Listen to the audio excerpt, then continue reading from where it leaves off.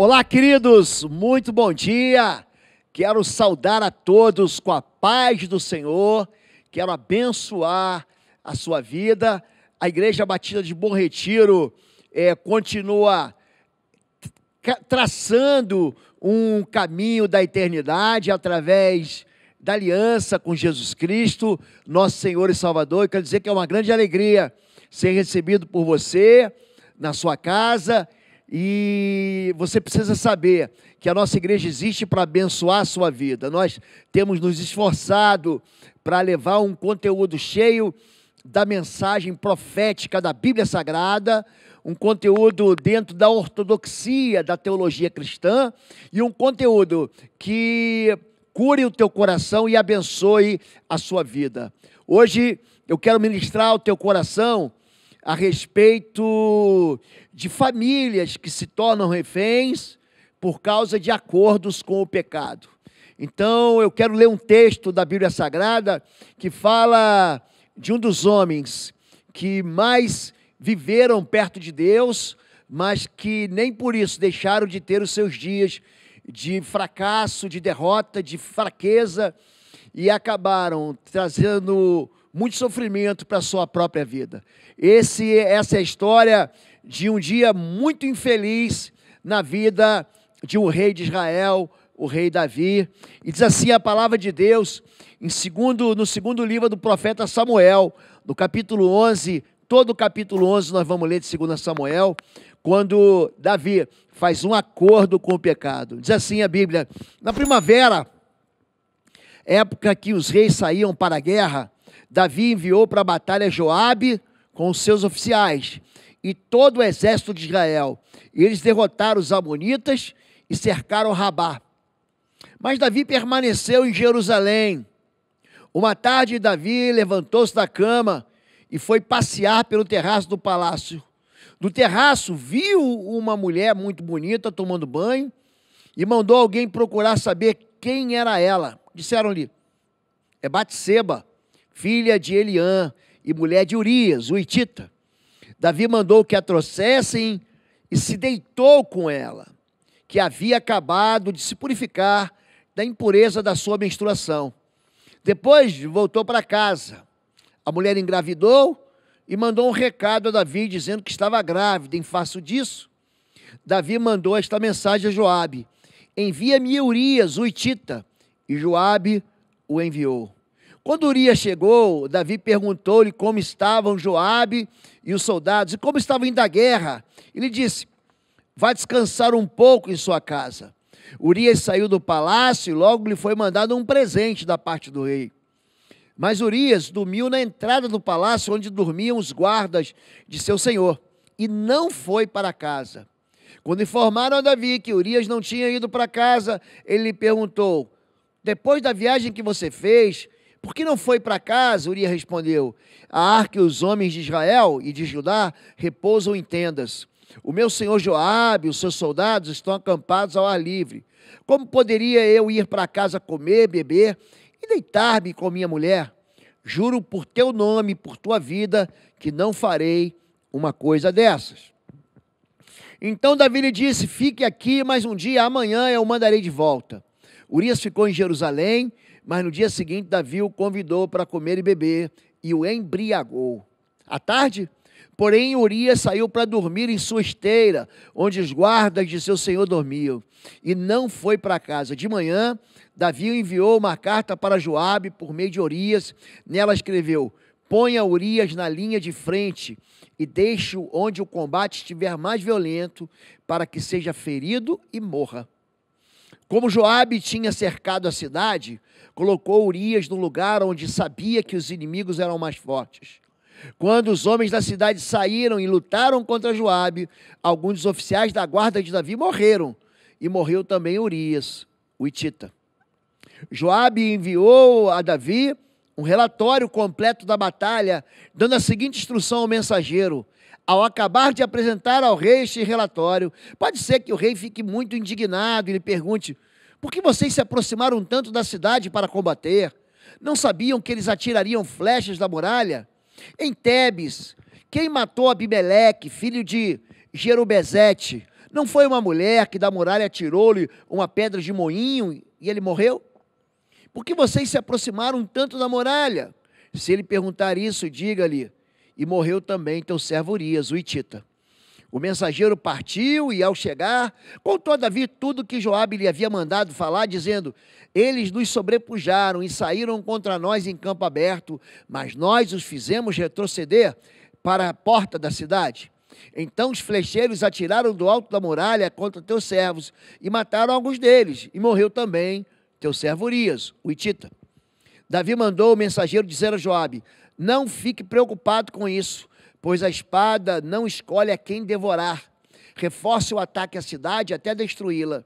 E ainda insistiu com o mensageiro que encorajasse Joabe. Quando a mulher de Urias soube que seu marido havia morrido, ela chorou por ele. Passado o luto, Davi mandou que a trouxesse para o palácio. Ela se tornou sua mulher e teve um filho dele. Mas o que Davi fez desagradou ao Senhor.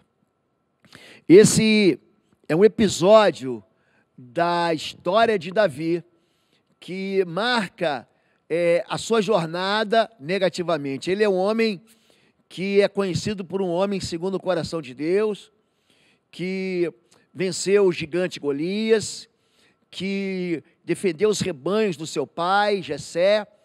É um homem que foi levantado como rei de Israel, foi perseguido pelo rei Saul.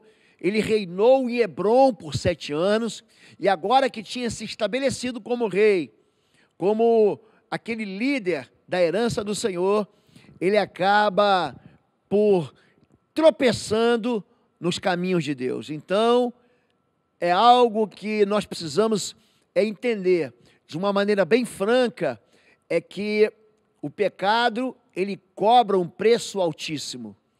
E esconder o pecado, ele é capaz de trazer juros de sofrimento sobre a vida das pessoas.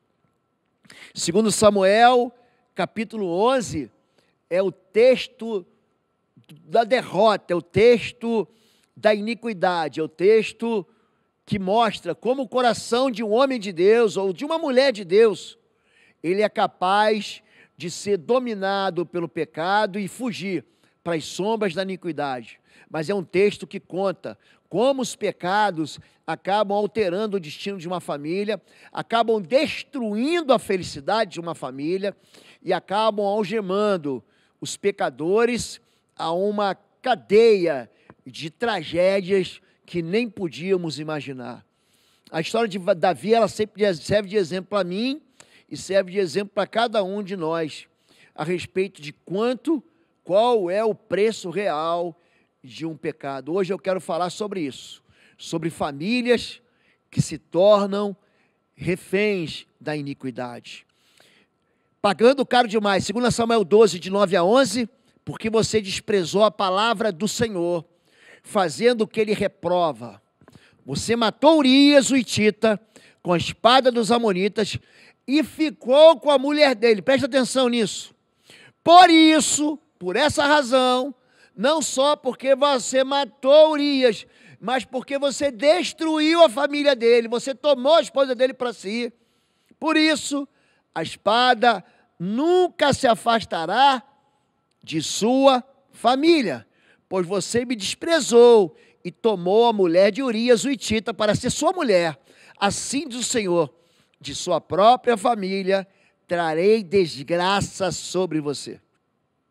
Entenda que o que desgraçou, essa é a palavra bíblica, a vida de Davi, não foi o diabo, não foram os seus inimigos. O interessante é que se você voltar e ler o texto de 2 Samuel capítulo 11, eles estavam vencendo a batalha. Eles acuaram, eles aprisionaram os inimigos dentro de sua própria fortaleza. Eles cercaram a fortaleza, eles já tinham vencido a batalha contra os amonitas. Mas aqui Deus diz, porque você matou alguém para tomar a família desse alguém, por causa disso, porque você usou a espada para destruir uma família, a desgraça vai ser suscitada, vai ser levantada de sua própria família eu trarei desgraça sobre a sua vida. O interessante é que Deus se mete na conversa. Deus, ele não fica olhando do céu e reparando nas tramóias, nas tramas, nos planos sórdidos, como quem diz, não, um dia ele vai pagar por isso. Não, Deus se mete. Deus diz, olha, porque você fez o que o Senhor reprova. É do meio da tua própria família que vai vir sofrimento.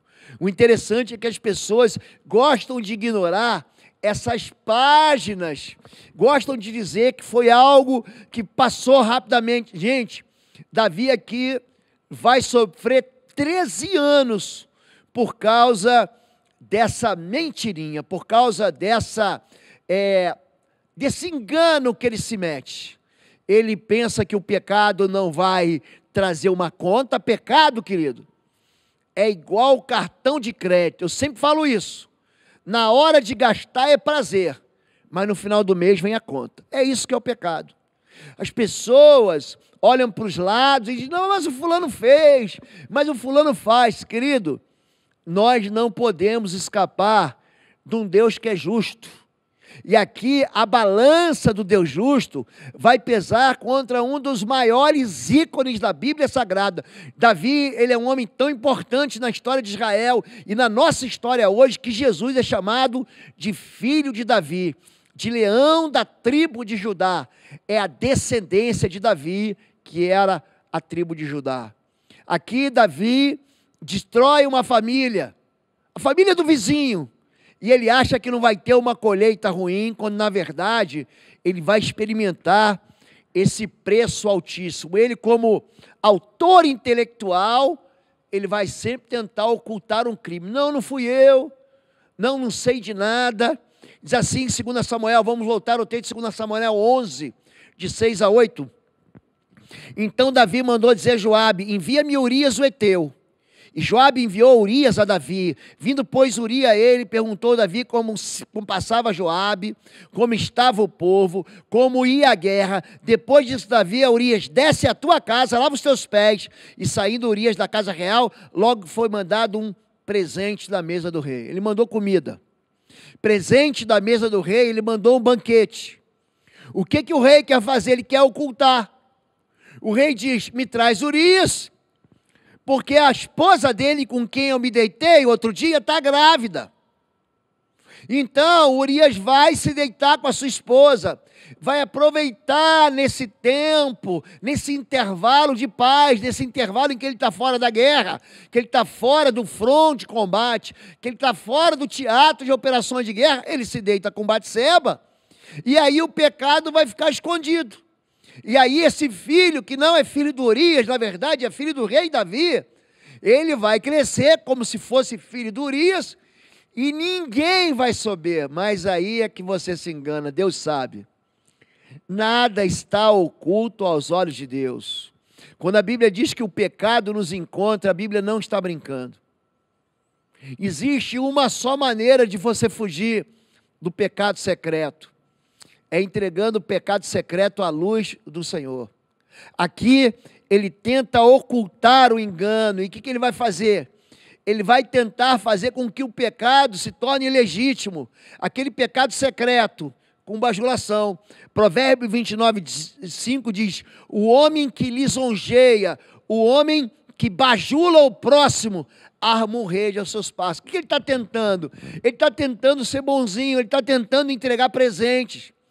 São pessoas, não, é o seguinte, nós já estamos tendo aqui uma relação imoral, então vamos casar. Porque aí Deus não vai levar em conta aquele tempo que a gente ficou no pecado. É uma tentativa de santificar a iniquidade. É a tentativa de purificar o pecado. Não é pecado, mas também depois que eu fizer esse roubo, que eu ficar rico, eu vou ser fiel nos dízimos. Isso é uma tentativa de você santificar algo que é iníquo. É algo que Deus detesta. Não, é como se eu fosse... Existe um livro chamado O Príncipe, escrito por Maquiavel. Essa é uma ideia que não é bíblica, é maquiavélica, que diz que os fins justificam os meios. Não, ele não queria casar comigo, então eu fui e engravidei, que aí eu obrigo ele a casar comigo. Então, essa tentativa de Davi de levar presentes para Urias, para que Urias, ele mesmo, escondesse o pecado do rei Davi, não funcionou. Porque Urias não caiu nisso. Aliás, havia uma lei em Deuteronômio, o livro do Deuteronômio fala com uma lei, de quem se deita com a mulher, não pode ir para a guerra, ele fica fora de combate por uma semana. Então Urias, ele falou, como é que eu posso trazer sobre mim uma culpa dessa? Está Joabe, o meu general no campo de batalha, os meus homens estão lá, e eu vou me deitar com a minha esposa? Então ele diz, não vou, daqui a pouco essa notícia vai chegar no ouvido de Joabe, e eu vou ficar como um homem de má fama. Então, o que acontece? Davi cria um plano para transferir a culpa dele para o menor. Ele diz, e sucedeu que pela manhã Davi escreveu uma carta a Joabe e mandou-lhe por mão de Urias. Escreveu a carta dizendo, ponde a Urias na frente da maior força de peleja e retirai-vos de trás dele para que seja ferido e morra. Sabe o que significa isso? Ele mandou pelas mãos de Urias a própria sentença de morte dele. Urias, coitado, não sabia de nada, não sabia que a sua esposa o tinha traído com o rei, não sabia que o seu rei, a quem ele era leal, tinha se deitado com a sua esposa, ele não sabia que havia o fruto desse pecado estava no ventre de Batseba, a sua esposa, e ele vai, como bobo, levar a notícia da sua própria morte. Davi aqui diz, retirai-vos de trás dele. Sabe o que significa isso? Retira a proteção. Deixa ele se virar sozinho, deixa ele se queimar, deixa ele se autodestruir, ou seja, quando ele morrer, vai dizer, está vendo? É um soldado afobado, está vendo? É um guerreiro valente, ele queria ser mais valente que todo mundo, morreu. E aí, Urias iria morrer, como acaba morrendo mesmo, e diz, a culpa foi dele. Isso chama-se perversidade. Davi sacrifica amigos leais, porque não morre só um, morrem os oficiais do rei e também morre Urias. Ele não deixa apenas Urias, ele não deixa só uma mulher viúva, ele não deixa só uma família de órfãos, ele deixa muita gente sem família. Escreveu a carta dizendo, ponde Urias na frente da maior força de peleja, retirai-vos de trás dele, para que seja ferido e morra. Ele despreza o que nós chamamos de senso de lealdade. Gente, eu quero falar uma coisa para você. Uma aliança e uma promessa pode ser nada na tua boca, mas é tudo nos ouvidos do Senhor. Se você faz uma promessa ou um voto, cumpra esse voto. Deus diz que é melhor não votar do que votar e não cumprir. Então, se você fez uma promessa para Deus, cumpra. Se você fez uma promessa no altar, cumpra. Se você fez uma promessa para a sua igreja, cumpra. Não diga assim, Deus mudou os planos, Deus mudou meu coração, Deus está me dando uma nova direção, Deus está me dando um novo caminho. Não tome o nome de Deus em vão. Se você fez a promessa, cumpra a promessa. Porque isso é deslealdade e desonra diante do Senhor. Ele fere de morte um companheiro fiel. É gente que diz assim, não, mata o seminarista. Então destrói o pastor que auxilia, o pastor que ajuda, o pastor que está contigo. Ele destrói quem se transforma em obstáculo. É isso que ele faz. Não, se Urias souber quem eu sou de verdade, ele vai me desmascarar. E aí, eu em vez de ser o jovem guerreiro de Israel, o príncipe de Israel, o rei de Israel, aquele que venceu os gigantes, aquele que matou os 10 milhares de seus inimigos, ele fez beijar a lona os seus adversários, eu vou ficar sendo conhecido como quem? Como adúltero. Então o que ele faz? Ele sacrifica a sua amizade em nome da sua pele, aquele que quer salvar a pele dele mesmo. E ele se faz de cego, e quem está com ele finge que não vê. São pessoas que fingem que não vê. Isso é muito comum. A criança está reclamando que o pai é violento e a mãe está escondendo. Os avós sabem que existe alguma coisa errada dentro daquela família, algum pecado, e esconde o pecado para manter um líder intacto, enquanto ali o liderado, o plebeu, o que está recebendo ordem, nem sabe o que está acontecendo aqui. Aconteceu, pois, 2 Samuel 11, 16, 17, que tendo Joabe, preste atenção, observado bem, ele sabia o que estava fazendo. Não foi por acaso. Aqui ele se faz de cego. Ele fala assim, eu vou fingir que não vi.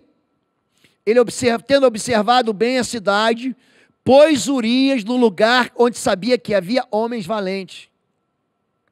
Ele fez de propósito, e saindo os homens da cidade, pelejando com Joabe, caíram alguns do povo, dos servos de Davi, e morreu também Urias o heteu. Pessoa, quando está pecando, quando ela está escondendo o pecado, ela perde a lucidez espiritual. É isso que ela perde. Ela perde a clareza. Ela fica cega ou se faz de cega propositadamente. Gente, isso aqui vai ser um cheque que vai chegar no final do mês, que vai cobrar uma fortuna. Pecadores que deixam suas famílias como reféns. Aqui eu quero lembrar de você, do primeiro texto que nós lemos, em 2 Samuel 12, quando a Bíblia diz, é da tua família que eu trarei desgraça. As pessoas não sabem por que estão sofrendo, não sabem, mas na verdade não querem se lembrar do que fizeram no passado.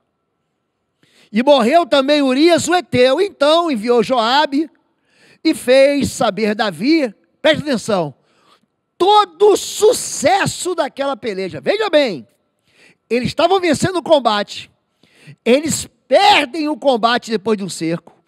Urias morre também um monte de gente com ele. Sabe o que Joabe diz? Foi um sucesso. É gente que peca, acontece uma lambança, ele sai assim, foi tudo bem. Não, não foi tudo bem não, querido. Não se aceita grandes perdas com alegria. Você tem que chorar. Pastor, não está funcionando. Chora. Se humilha. Um coração quebrantado e contrito, o Senhor não rejeitará. Aqui, ele em vez de falar assim, ó, deu tudo errado, ele fala assim, vai lá, avisa o rei que tudo que a gente combinou de pecado, de matar o sujeito, foi um sucesso, querido. Quando a Bíblia diz não matarás, a Bíblia não está brincando, não. A Bíblia não está protegendo Urias, não. A Bíblia estava protegendo, sabe quem? Davi e Joabe, de não se tornarem assassinos. Era isso. Esses homens, eles disfarçam a mentira com a verdade.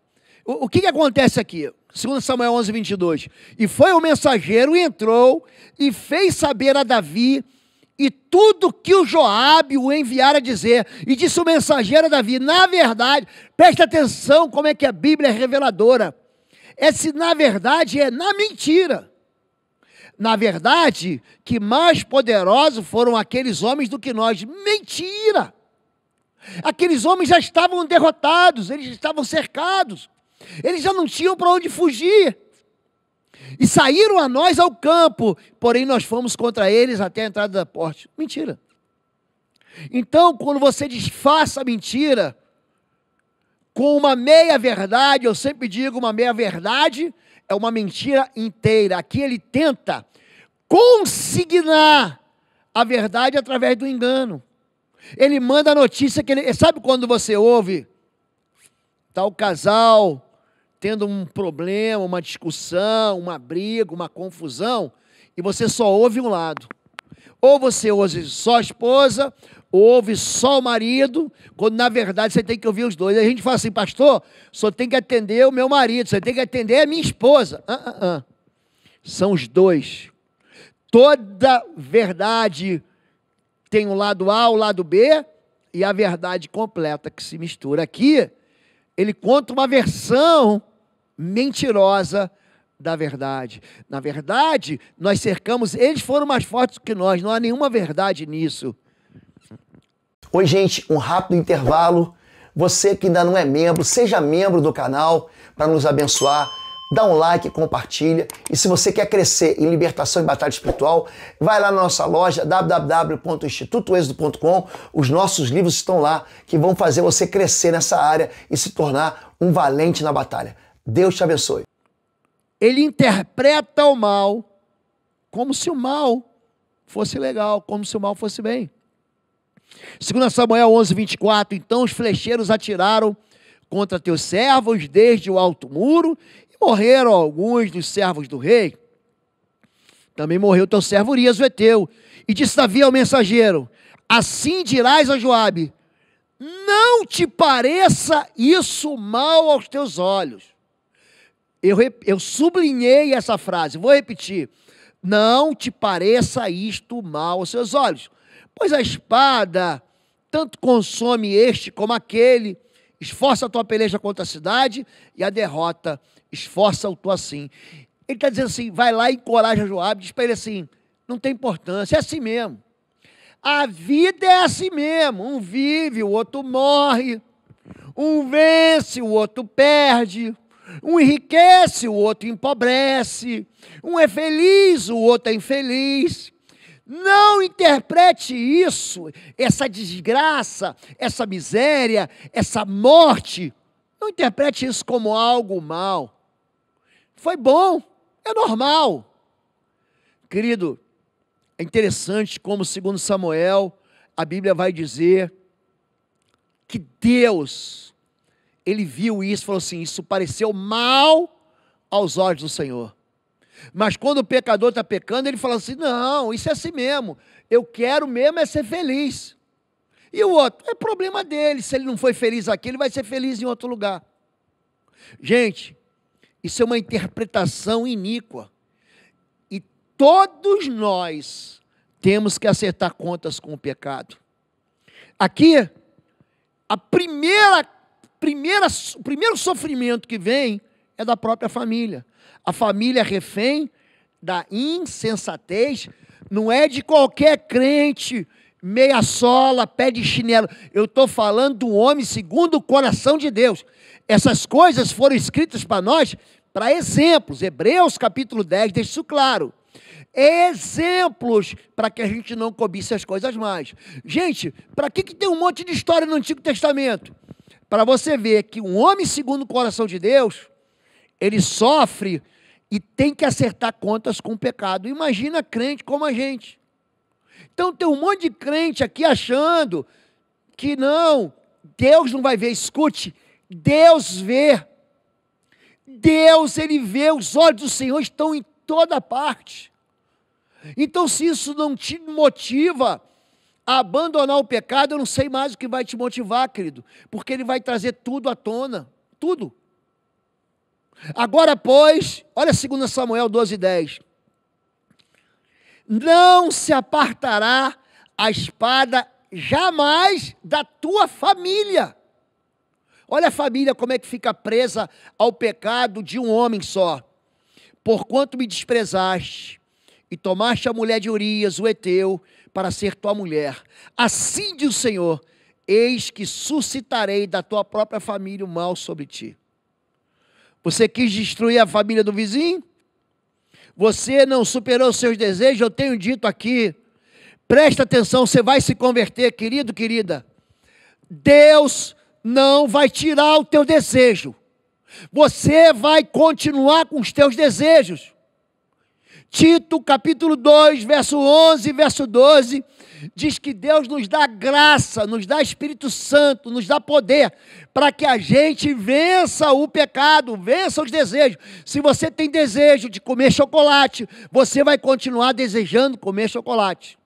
Se você tem um desejo, preste atenção no que eu vou te falar agora, a imoralidade, você vai continuar com esse desejo, vírgula, mas haverá o poder de Deus para que você possa dizer não a esse pecado. 1 Coríntios capítulo 10, verso 13, perdão, capítulo 13, verso 10, 1 Coríntios 13, diz que junto com a tentação, Deus também dá o escape. Nós precisamos aprender a controlar os desejos. Vai tomar um banho frio. Pronto, esfria a tua cabeça. Não, eu não aguento, eu perco a cabeça e eu começo a brigar. Querido, procura o médico. Procura o médico. Procura alguém que vai te ajudar. Procura um pastor, procura um terapeuta, procura um psicólogo, procura um psicanalista. Aqui na igreja nós temos psicólogos, psicanalistas, psiquiatras, todos aqui. E pastores para te ajudar. Então pare de legitimar o teu pecado com mentira. Quando a gente fala que a família fica refém, isso é o que? É acerto de conta, querido. O pecado pune a estupidez de quem é cúmplice. 2 Samuel 3:29, caia sobre a cabeça de Joabe, está falando de sentença aqui, de juízo, e sobre toda a casa de seu pai, está falando da família de Joabe. E nunca na casa de Joabe falte quem tenha fluxo, ou quem seja leproso, ou quem tenha bordão, ou quem caia a espada, ou que necessite de pão. Sabe o que a Bíblia está dizendo aqui? Que ele, Joabe, e a descendência, a família, os filhos, os netos, a casa dele, vai sofrer. Aqui fluxo é hemorragia. Perda de sangue é perda de vida. Lembra da mulher com fluxo de sangue? Como é que ela definhou por 12 anos? Quem seja leproso, lepra aqui tem um sentido de ficar isolado, de ficar distante. O leproso, ele era separado no arraial para quem não prestava, para quem morria podre. É isso. Quem se atém a bordão é gente que manca na vida. Sabe, pessoa que vai mancando na vida, que não consegue ter um caminhar reto, que vai zigue-zagueando na vida. Pastor, eu não sei por que meu filho não se apruma. A Bíblia está dizendo, gente que cai a espada é gente que morre. E quem necessita de pão são pessoas cercadas pela pobreza, pela miséria. Eles são chamados de marginalizados, vivem à margem da sociedade, do poder socioeconômico. Pastor, por que isso acontece? Sabe por quê? Porque você é cúmplice de pecado. Porque a Bíblia diz, não faça. Aí sabe o que diz? Você diz, não, a minha visão política diz que eu posso fazer. O que é horroroso agora, sabe o que a gente tem? Novos cristãos. Os novos cristãos, eles não estão preocupados com a salvação. Sabe o que eles estão preocupados? Com a moral. É interessante como é que esses cristãos, que se dizem liberais, estão caindo na mesma armadilha que caiu Davi. E nem sabem que estão destruindo sua própria descendência. É crente que é a favor de aborto. É crente que é a favor da imoralidade. É crente que justifica o roubo. É crente que está enganando. Queridos, isso não vai funcionar.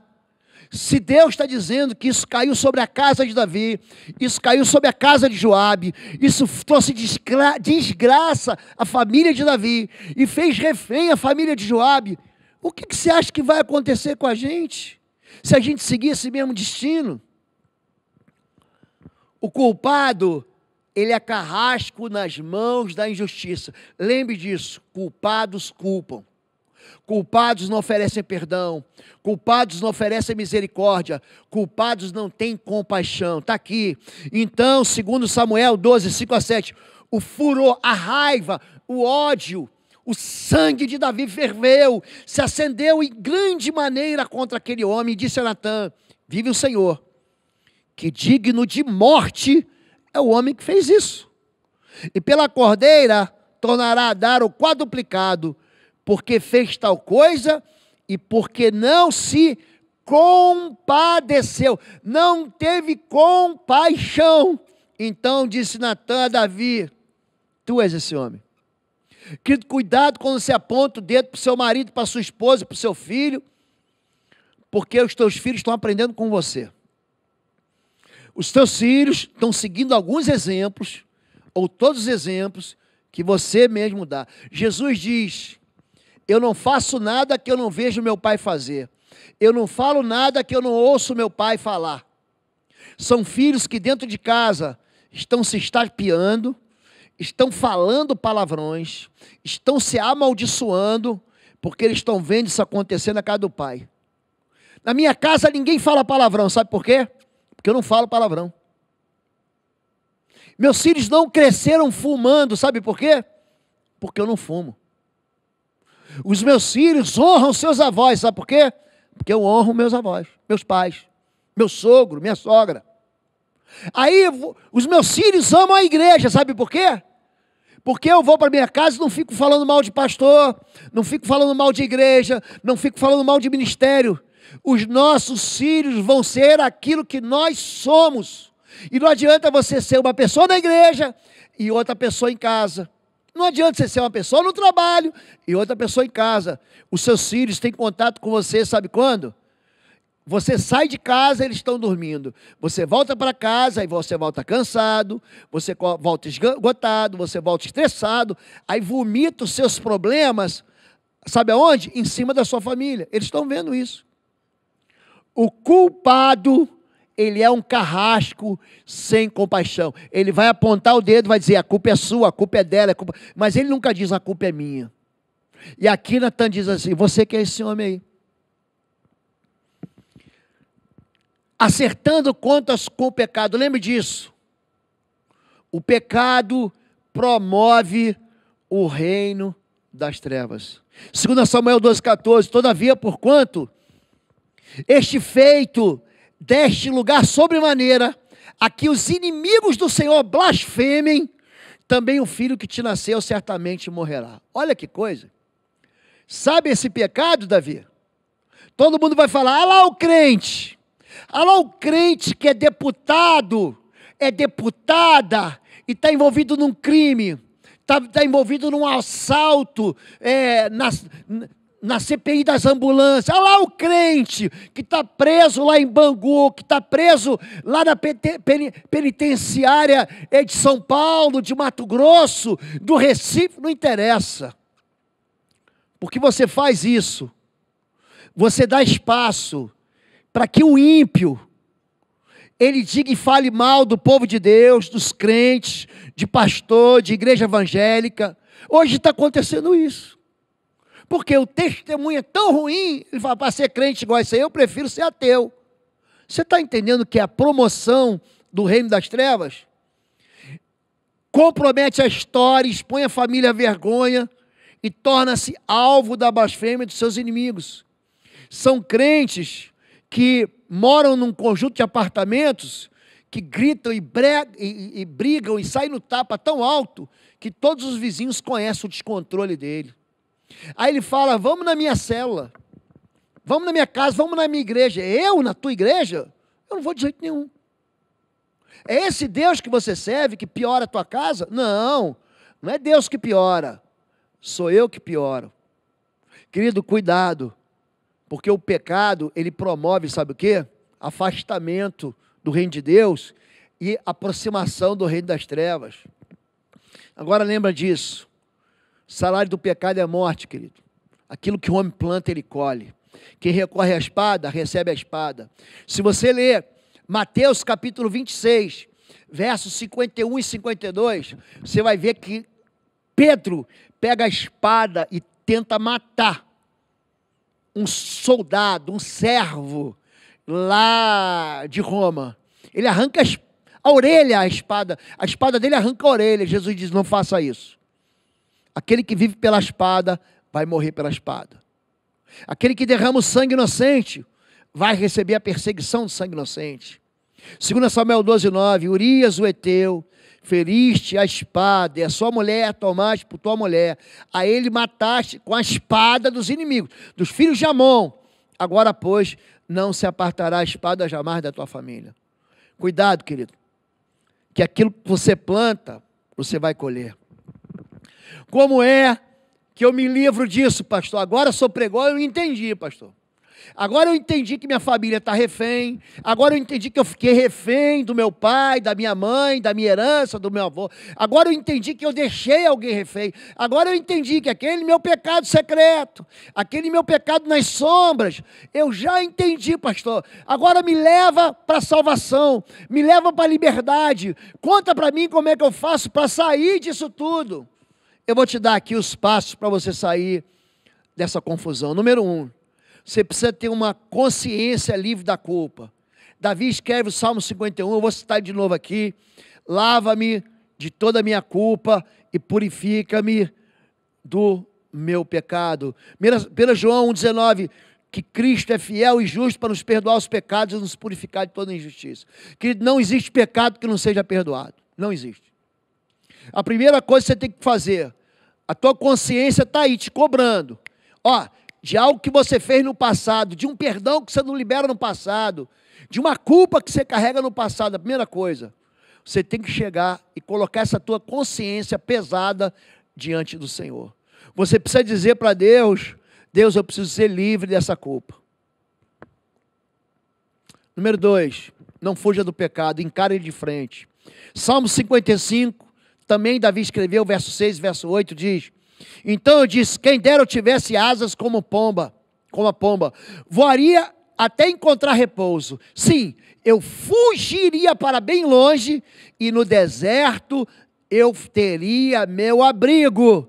Eu me apressaria em achar refúgio longe do vendaval e da tempestade. Sabe qual é a primeira coisa que a pessoa vê quando ela cai? Ela é flagrada, ou o pecado vem à tona, ela foge. Encare o pecado de frente. Quem dera eu fosse uma pomba, eu viajaria para bem longe e me isolaria no deserto. O deserto é local de isolamento. Sabe o que eu faço? Eu me escondo, eu me tranco em casa, eu fujo para a casa da mamãe, eu vou buscar abrigo em outro ministério, eu saio falando mal dos outros. Não, o problema é minha mulher, o problema é minha família, o problema é meu emprego, o problema é meu chefe. O problema de eu ficar reprovado é a professora de matemática, não sou eu. Não sou eu que deixei de fazer o exercício o ano inteiro. O problema é os outros. E aí, querido, você tem que encarar o pecado de frente, não precisa culpar os outros. Deus pergunta em Gênesis 3, 11 e 13, quem te mostrou que estavas nus? Comeste tu da árvore de que te ordenei que não comesse? Então disse Adão, foi a mulher que me deste, a culpa é tua, Deus. Você foi me dar, eu orei inclusive, sabe Deus? E pedi prova para o Senhor, eu pedi para o Senhor revelar, porque agora tem isso, né? Não, pedi para Deus revelar. Aí, ele junta um monte de coincidências e fala assim, Deus revelou, eu vou casar com a fulana. Aí quando tudo dá errado, diz, não, Deus revelou pela palavra da profeta, a profetisa, e deu errado. O que será que deu errado? O que deu errado foi que você seguiu o seu próprio desejo. E agora não adianta culpar os outros, não adianta culpar tua mulher, não adianta culpar teu filho e você, não adianta você culpar os outros. Foi a educação que mamãe deu. Querido, está na hora da gente ser responsável e virar homem. A gente toma, agora a gente conserta o que a gente fez. É o princípio da restituição. Deus vai perguntar para Eva, disse o Senhor à mulher, por que fizeste isso? E disse, a serpente me enganou e eu comi. O interessante aqui é que bota a culpa no diabo. Não, foi o diabo. Não, o diabo tem culpa porque ele é diabo. Querido, mas diabo é uma influência. A decisão é tua, a decisão é minha, a decisão é de qualquer um de nós. Não culpe os outros, encare o pecado de frente, seja livre de uma consciência pesada, confesse e abandone o seu pecado. Porque eu conheço as minhas transgressões, voltei ao Salmo 51, Salmo de Davi, verso 3, eu conheço as minhas transgressões, o meu pecado está sempre diante de mim. Querido, confessar o pecado, não é você vir na frente da igreja e dizer, eu pequei. Querido, você falar diante de Deus. Vai para Deus. Fecha a porta do teu quarto secreto. Confessa o que você fez. Diz para Deus, Deus, eu pequei. O perdão, ele não vem somente de Deus, ele vem quando você se perdoa. Porque você tem que se perdoar, não é porque você merece perdão. É porque você está olhando para a cruz. Agora, o perdão faz você mudar de história. Não é me perdoa e eu vou continuar te massacrando. Você me perdoa e você vai continuar gastando o dinheiro da família em droga.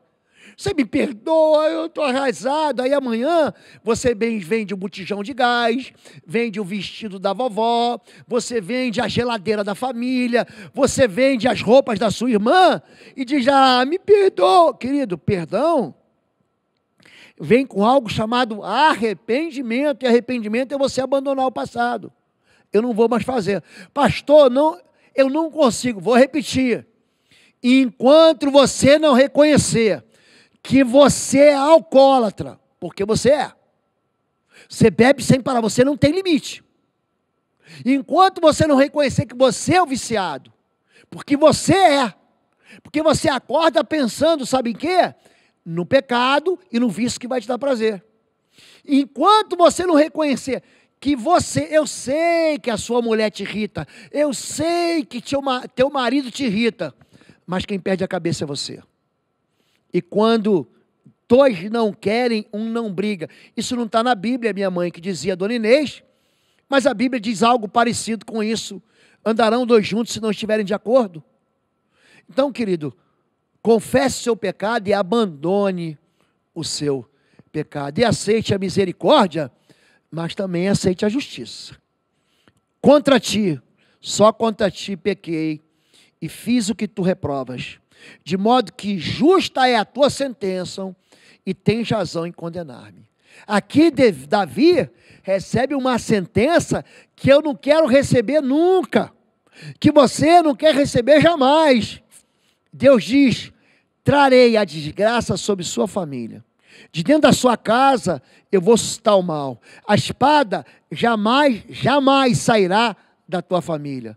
Essa sentença, Davi não é aquele que diz assim, Deus, eu pequei e agora me livra das consequências. Não, gente, olhe para mim, para encerrar. As consequências são o resultado da inconsequência. Você quer ser um inconsequente?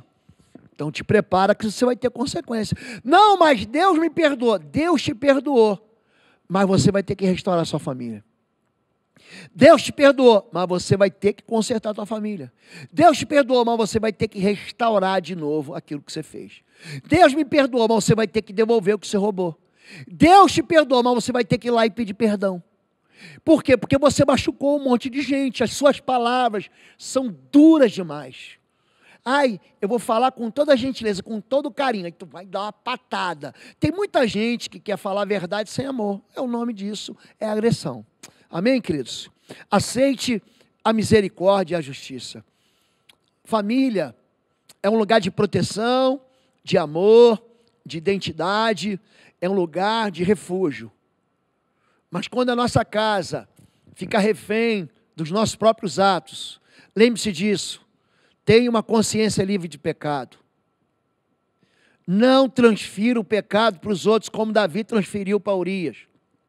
Confesse sua iniquidade diante do Senhor. Aceite a justiça de Deus e o perdão de Deus. Amém? Quero abençoar a sua vida hoje em nome de Deus. Quero orar por você. Deus e Pai querido. Hoje nós nos reunimos diante do Senhor. E olhamos para a vida de Davi, teu servo. E nós olhamos para a nossa própria vida. Nós nos comparamos aqui. E sabemos que justa é a tua sentença, mas também misericordioso é o teu amor. Nós queremos aqui confessar, Pai, que na escuridão dos segredos, pecamos contra o Senhor, pecamos contra pessoas que nós amamos, pecamos, Pai, contra a tua palavra. Aqui o teu servo Natan disse, porque tu ignoraste a minha palavra. Pai, perdoa o teu povo que tem ignorado a tua palavra, tem se rebelado contra ti. Usa as mãos dos teus filhos que um dia foram feitas para destruir, para reconstruir, para fazer algo novo, para recomeçar suas histórias de amor, para recomeçar seus casamentos, para recomeçar suas vidas. Ainda que eles tenham perdido o casamento, ainda que eles tenham perdido as suas famílias, mas para que eles possam resgatar o que foi perdido. Tu és Deus de recomeço, Tu és Deus de uma nova história, Tu és Deus que faz de nós, Pai, pecadores, homens segundo Teu coração. Quero abençoar hoje todas as famílias, em nome de Jesus, amém. Amém, querido? Deus abençoe você, você que precisa de uma oração, você vai escrever aqui embaixo, o vídeo vai continuar com o chat aberto, você vai escrever seu pedido de oração aqui, e o time de intercessão, doutora Annelise, Paulo, Yara, Cristiane, Eliseu, Rebeca, eu quero chamar aqui Elda Cristina, irmã Andréa Lui, Walter Zocarato, Andréia, todo o time da intercessão, pastor Getúlio, Geisa, pastora Fabíola, vai orar pela sua vida. Pastor, o irmão Paulo, a irmã Marilene, do Gerson, pega todos os pedidos aqui e coloca esses pedidos diante do Senhor, diante do time de intercessão, para a gente orar pela sua vida, tá bom? Temos um time grande aqui, não deixe de deixar seu pedido de oração. Você que não tem igreja, pastor, estou desigrejado, que não viva assim. Aqui tem um link chamado Rota Membresia na descrição do vídeo, está sendo colocado agora aqui. Clique na Rota Membresia, pastor Paulo, Cristiano, eles têm um time que vai se juntar para receber você e colocá-lo debaixo da proteção espiritual dessa igreja, amém? Lembre-se disso, a Igreja Batista de Bom Retiro está localizada na Avenida Desembargador Guscima, no 772, e você é muito bem-vindo. Nossos cultos, sempre às 10 da manhã e 19 horas. Fica com Deus, que o amor de Deus, nosso Pai, a graça do nosso Senhor e Salvador Jesus Cristo, as consolações do Espírito Santo de Deus serem sobre sua vida. Deus te abençoe, um beijo no seu coração, fica na paz, um bom dia com a sua família.